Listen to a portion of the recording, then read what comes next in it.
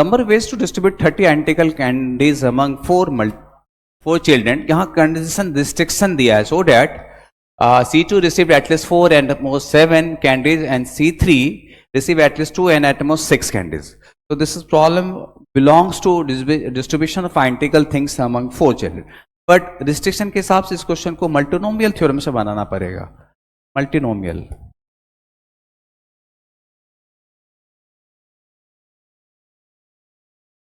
ये मल्टीनोमियल का यहां आप कंसेप्ट लगेगा. साथ ही साथ एक इंपॉर्टेंट फॉर्मूला यूज में आएगा जो कि है coefficient of x to the power r in 1 minus x to the power minus n इस जो कि होता है n plus r minus 1 cr. तो this one is very important formula. ये फॉर्मूला काफी इंपॉर्टेंट है कि इसको बिना यूज किए हम इस प्रॉब्लम को बना नहीं सकते हैं. इस फॉर्मूला को यूज करना पड़ेगा. आइए हम समझाते हैं क्या मतलब है. देखिए यहां पे C1 plus C2 plus C3 plus C4 इन सब को हम इतने आर्टिकल्स डालें कि इन सब का सम 30 होना चाहिए. सपोज करते हैं कि इसको मैंने x1 दिया, इसको x2 दिया, इसको x3 दिया और इसको x4 दिया. अकॉर्डिंग टू रिस्ट्रिक्शन मल्टीनोमियल में कन्वर्ट करने का तरीका ये होगा कि हमारे पास कंडीशन C2 और C4 के लिए, सॉरी C2 एंड C3 के लिए, इनके लिए रिस्ट्रिक्शन क्या है, x2 का जो वैल्यू है वो एटलीस्ट क्या होना चाहिए 4 एंड एटमोस्ट 7. फिर इसके लिए जो है हमारे पास एटलीस्ट क्या होना चाहिए 2 एंड एटमोस्ट 6 तक गया. 4 एंड 7 इसका है 2 एंड 6 तक. तो अब भी हम मल्टीनोमियल में कन्वर्ट करेंगे तो इसके लिए केसेस जो x1 के लिए मेरे पास 0 से लेके 30 तक कुछ भी ले सकता है और x4 भी है 0 से लेके 30 तक कुछ भी ले सकता है. ठीक है. तो मल्टीनोमियल में कन्वर्ट करेंगे तो मेरे पास because of C1 and C4 हम x का पावर 0 हम ऐसा प्रॉब्लम सॉल्व करेंगे. Coefficient of x to the power 30 in x to the power not x1 dot dot x to the power 30 again x naught dot dot x to the power 30.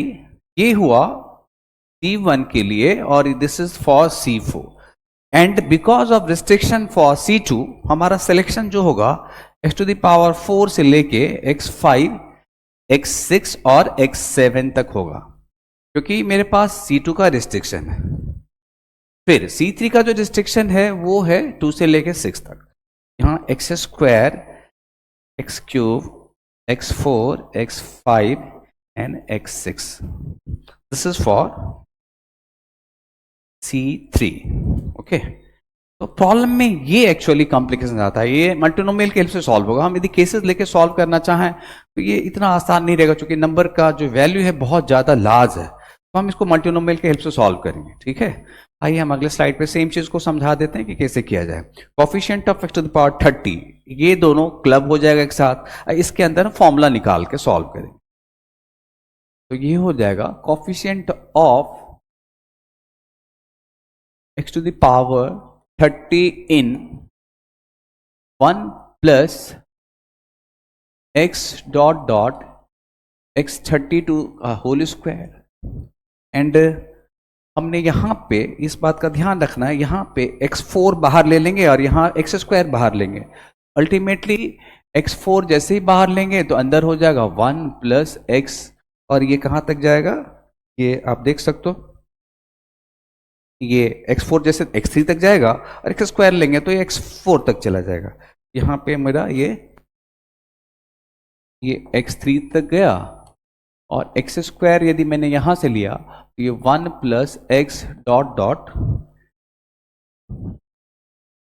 ये मेरा x to the power 4 तक जाएगा. ठीक है. चलिए अब इसमें हम फॉर्मूला लगा दें. तो इसको अंदर का जो पार्ट है 1 minus x to the power 31 upon 1 minus x का होल स्क्वायर. ठीक है.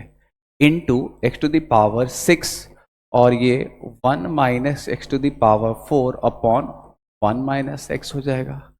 इसको सॉल्व करें, 1 minus x to the power 5 1 minus x हो जाएगा। ठीक है, अभी मुझे सॉल्व करना है ये 1 minus coefficient of x to the power 30 in 1 minus 31 का होल स्क्वायर, और ये एक्स टू द पावर 6 आ गया है, 1 minus x to the power 4 1 minus x to the power 5, और यहाँ से 1 minus x to the power -4 हो जाएगा। करेक्ट, ये समझ में आ गया होगा कि -4 हो गया। ठीक है, अभी हम ये 6 हटा दे तो मुझे coefficient of x to the power 24 in ढूंढना रहेगा 1 minus 2 x to the power 31 plus x to the power 62। Okay, और दिस वन मल्टीप्लाई कर ले, 1 minus x to the power 4 x to the power 5 plus x to the power 9 और 1 minus x to the power -4 हो गया।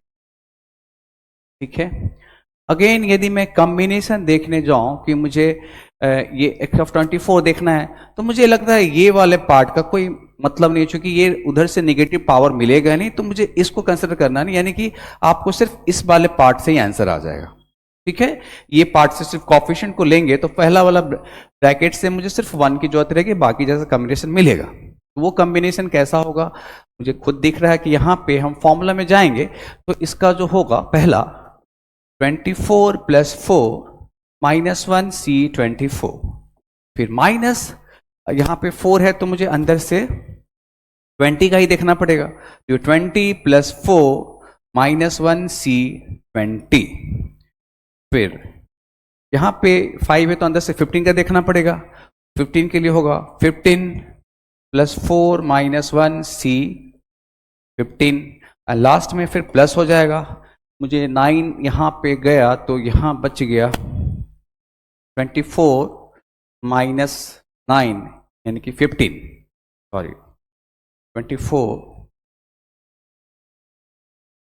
ये मेरा यहाँ गलत हुआ, इसे कर लेते हैं, ये 19 है ना, तो 19 5 यदि गया तो मुझे 19, तो 19 प्लस 4 -1 C19, फिर प्लस होगा यहाँ पे 9 गया तो मेरे पास 15 बचा, यस, ये 15 प्लस 4 -1 C15। ओके, तो ये हम यदि सॉल्व करने जाएं तो ये कितना हो रहा है 27 C3 लिख सकते हैं, माइनस ये हो जाएगा आपका 23 C3 हो जाएगा, फिर ये वाला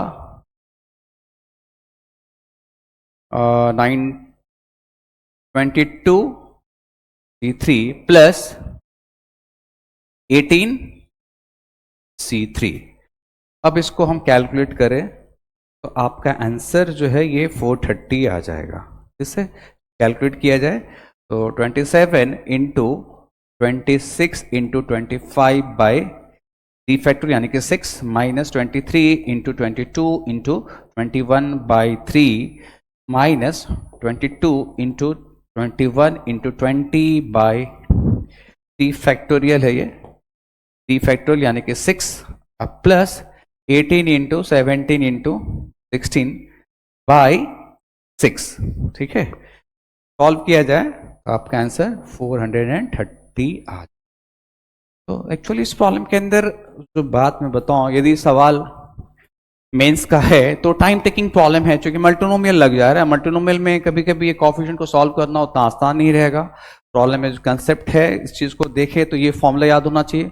मल्टीनोमियल का एप्लीकेशन इसलिए क्योंकि यहाँ रिस्ट्रिक्शन दे दिया गया है कि दो लोगों के बीच में। बाकी रिस्ट्रिक्शन C1 और C4 के लिए नहीं था, लेकिन C2 और C3 के लिए जो रिस्ट्रिक्शन था उसके हिसाब से मल्टीनोमियल जाना पड़ा और ये प्रॉब्लम बनाना। तो मेरे हिसाब से यदि प्रॉब्लम आता है तो आप इस प्रॉब्लम को फर्स्ट राउंड में आप स्किप करना, सेकेंड राउंड में सॉल्व करेंगे तो ज़्यादा बेटर होगा, क्योंकि आराम से करने वाला होगा। यदि आपने जल्दीबाजी किया तो समय भी गया, आपका आंसर भी सही नहीं आएगा। ओके, तो लास्टली 430।